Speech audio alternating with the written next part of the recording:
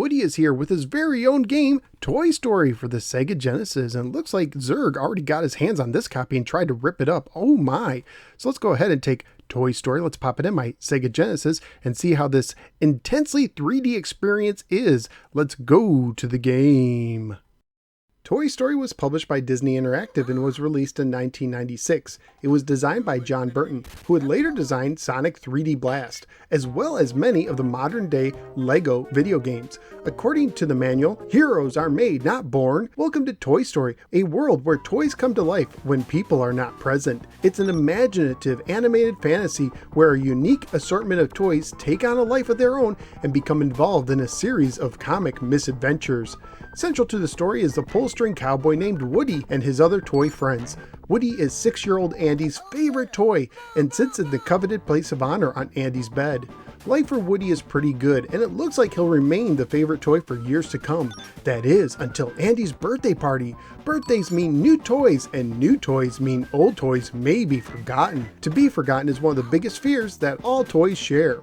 Anxious to see if Andy receives any new toys, Woody sends in the Green Army Men on a recon mission to find out. Soon they hear the news that changes all their lives as toys. There's a new toy in town named Buzz Lightyear.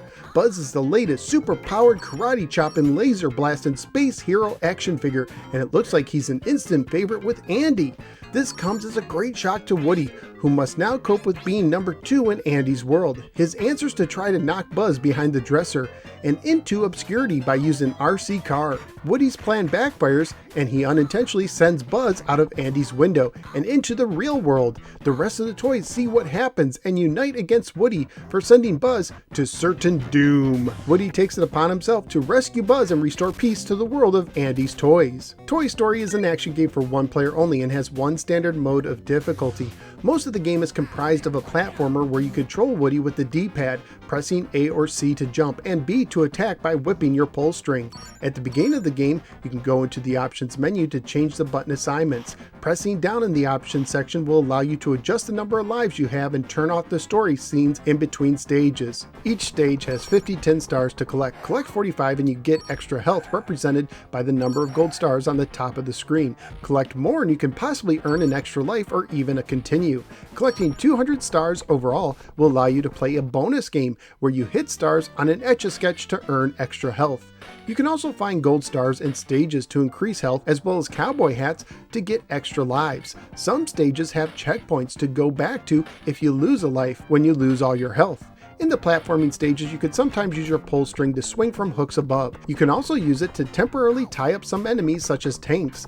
Other enemies like planes cannot be tied up, but hitting them allows you to pass through them temporarily unharmed.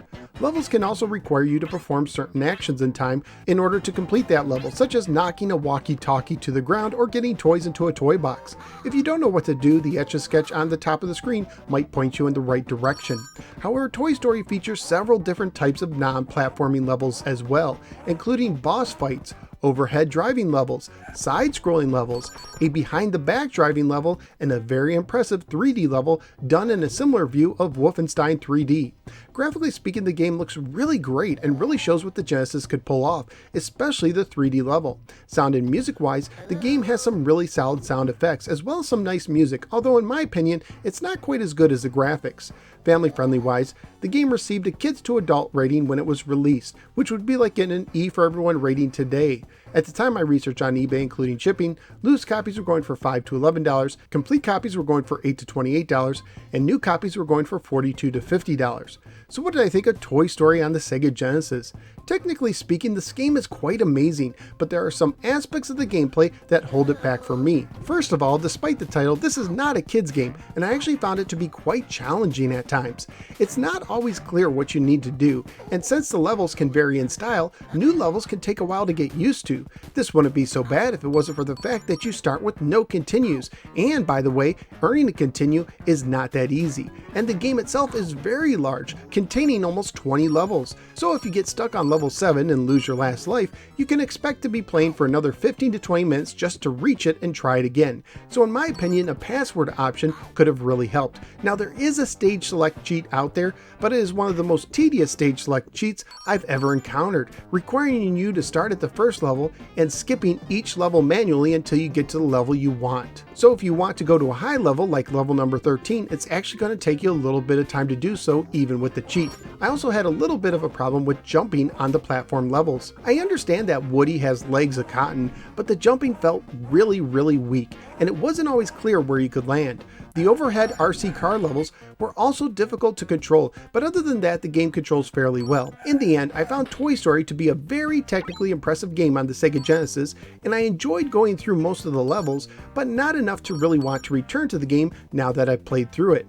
So where am I going to rank Toy Story? Somewhere in the middle. Even though it's not technically impressive or as well made as Toy Story, I actually enjoy Double Dragon more at 15 since it's easier for me to pick up and play. And it is a game I could see myself playing again. However, I will put Toy Story over Final Zone at 16. So out of the 28 games I've now ranked on the Sega Genesis, Toy Story is pull-stringing its way into the 16th position.